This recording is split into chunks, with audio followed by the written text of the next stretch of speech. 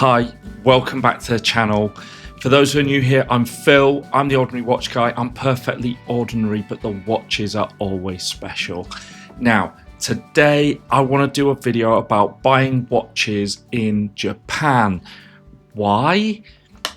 Well, I've bought several myself, and the reasons are pretty easy to explain. Japanese sellers work to extremely high standards to exceed your expectations. They sell some stunning watches that are usually underdescribed, and they work with impeccable standards of honesty and integrity. So you add that to the fact that their prices are generally lower than what you're seeing elsewhere in the world. And all you've got to ask yourself is, how do I get my dream watch home? So we'll do UK, Canada, Eurozone, and America, the United States of America. And I'll mark the video with timestamps so that you can jump to the bit that's most relevant to you. I'm going to use a specific watch as an example throughout the video. And one of the regions can save as much as 28% on buying this watch new from Japan, even with their shipping, duties, and tariffs. Which country is that going to be? Let's get into it. Okay, the watch that I want to use as our example today is the Grand Seiko GMT, the SBGN029, a watch that honestly I'd really love to add to my immediate collection. This is a sports watch with a stainless steel case and bracelet. It'd look amazing on rubber, sailcloth, leather, or alternatively on one of those military style nylon straps that we're not allowed to name anymore. That 9F quartz movement is incredible and has accuracy to 10 seconds per year, if not less. So less than a second a month. The level of finish on these watches is above and beyond and includes a silicone balance spring to cushion the tick of the seconds hand as it strikes each second precisely and without shudder. Of course, you'll also get the legendary Zaratsu polishing, and in this case, the watch is loomed on the interseason hands too. The MSRP of this watch in the UK is £3,050. In Canada, it costs $5,189, including GST. I've used Ontario as the province of example here, guys. In Germany, this watch will cost you €3,500, and in the United States of America, it's $3,600. Let's see what we can get it for in Japan and how much it'll cost you to bring that bad boy home. First, I'm going to start with Britain. So the watch itself, I can land that one in Japan for £1,831, brand new and unworn, a 2025 example. That is a 40% discount. But before we go off celebrating in the pub by getting drunk and punching each other in the face, which is traditional, let's work out the extras that we're going to have to pay. So importing this watch to the UK will attract VAT, Bosh, 20%.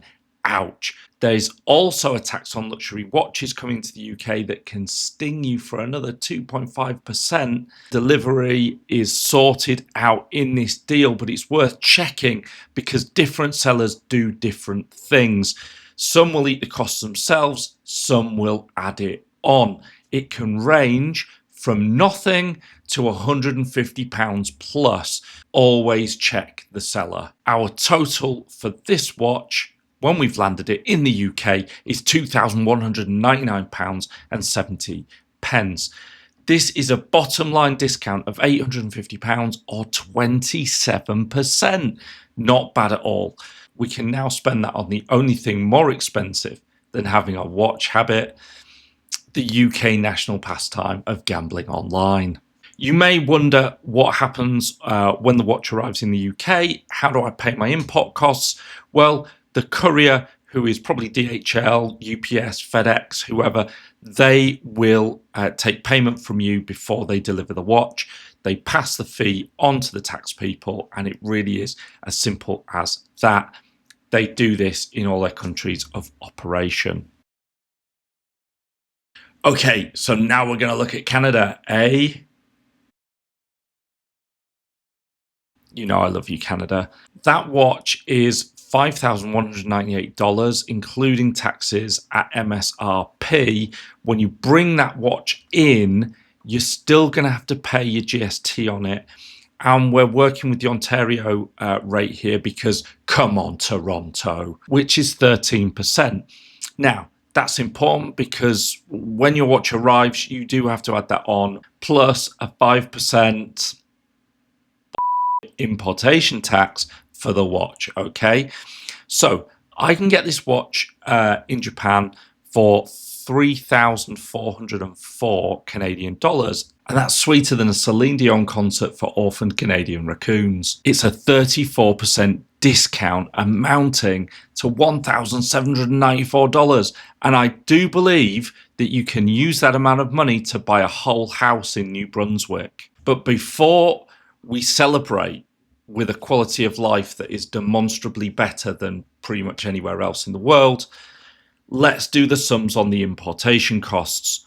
You owe $442.52 for the GST, and you owe $170.20 for the 5% importation charge.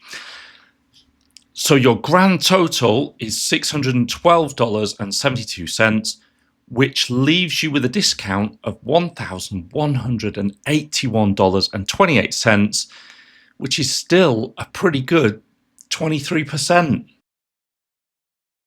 Okay, let's move on to the Eurozone, and I'm going to use Germany as an illustrative example here. Lord help me, trying to do jokes about Germany that don't cross the line. I'm going to lose my channel over this. So in Germany, you'll pay 3,500 euros for this Grand Seiko, and you're going to love it because it only loses 10 seconds per year. And I do appreciate that in Germany, that's still a big deal, guys, but you'll be okay. You'll land this watch new and unworn for 2,120 euros in Japan, a discount of 1,380 euros. Excellent. Let's hit the beer kellers. You'll pay 19% VAT to bring it home, which I'm sure you'll do a really good job of, like all those times that you brought football home when England hasn't since 1966, which is an awful long time, and I'm not upset about that. And guess what? No other charges for you, Wolfgang.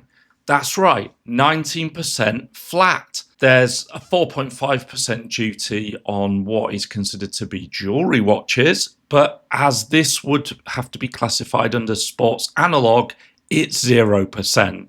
Could not be easier, more simple, or, funnily enough, more efficient. So your bill is €402.80, and it leaves you with a total discount of €977.20, or a 28% discount overall. You're welcome, my German friends. Now, kindly allow us to win the World Cup one year, just please. There are variations between Euro states, so please do check. France, for example, has 19% VAT. In Spain, it's 21%. Ireland has a 23% VAT rate and a 2.5% customs fee. So make sure you check with your local regulations. Now, we move on to the United States. And I have to be careful what I say here because otherwise Donald Trump might see this and put a tariff on me. Ordinary watch guy. I don't like the guy. I don't like the guy. He's a bad guy, not a good guy, very sad, terrible channel. He liked Crooked Hillary quite a bit. I would have the best channel. I would have the best channel on YouTube. The situation in the United States is not as confusing as you might think. The watch costs $3,600 at MSRP. We can pick this up for $2,475 in Japan. So that's a pretty nice slice of apple pie for a $1,125 discount. And you could take that money and use it for the American national sport of eating food that you don't need to consume. Wow, my channel is so finished after this video gets out. I am so dumb. First off, good news. 0% VAT. 0% VAT. No VAT, no VAT, whatever. I did that. Sadly though, there is a 15% reciprocal tariff on Japan as of the 22nd of July, and there is a watch-specific duty that comes in between 5 and 8%. Sorry to be a bit vague there. It's all about the value of the case, movement, and band assessed separately. But for illustration, let's call it 6%. The 15% reciprocal tariff combined with a watch tariff of 6% is 21%. There's also a 0.5% customs duty. And then finally, the individual states have their own retail taxes, and you have to pay those as well. Now, in some states, that's 0%, but the highest state is California with 7.5%. So Californians, you end up with a whopping 29% to pay on your import here. But you'll know your own state. And for illustrative purposes, I'm using 5% as an average number because that's a safe illustration. If we add up all those fees, we're now talking 26.5%, which is quite a lot, a hefty amount, and definitely still the most severe of all the global areas that we've looked at this far. So your total cost is $3,130.88. You're saving just $369.12, which comes in at a pretty meager 10.5%. Now, I'm going to recommend in this circumstance, it's easier for you to go to the AD and just negotiate hard and try and get a better deal than that. Okay, so conclusions here, guys. UK, you're going to get a substantial discount, over 25% potentially, and there's no way any AD is going to try and match that on the UK high street. Canada, you're going to be in that 20 to 25% bracket potentially again, and I'd be shocked if your local ADs wanted to try and match that. Germany, you guys scored the highest, and you're actually in a bracket between 25 and 30% on your import, which is stunning, really. Most European states are actually more keenly compared to Canada in reality. And the United States of America, well, for you guys right now, it's really not worth the time and effort, I don't think. You could score between 10 and 15%. But I expect you to be able to do that by just walking to an AD and talking about getting a bit of a discount. If anybody would like me to recommend sellers in the Japanese market that I bought from previously, let me know. Hit me in the comments. Delighted to help you guys out. Please don't be offended by my jokes. It's just for fun. I'm always keen to help you. When it comes to importing watches, make sure you do your homework. Check the rates with regards to both currency and import duties before you buy. If you're watching this in like 2027, look, this came out in August 2025. Get up to speed with whatever's happening. If you enjoyed this video and you think it helped, hit like to help the algorithm to put it in front of other people that might also benefit from it. If you enjoy my content, hit the subscribe button to stay in touch and help me to grow the channel. I'll be back soon with another video. In the meanwhile, why not have a look at one of my other uploads? And I'll see you in the next one. Stay safe, enjoy your watches, and bye for now.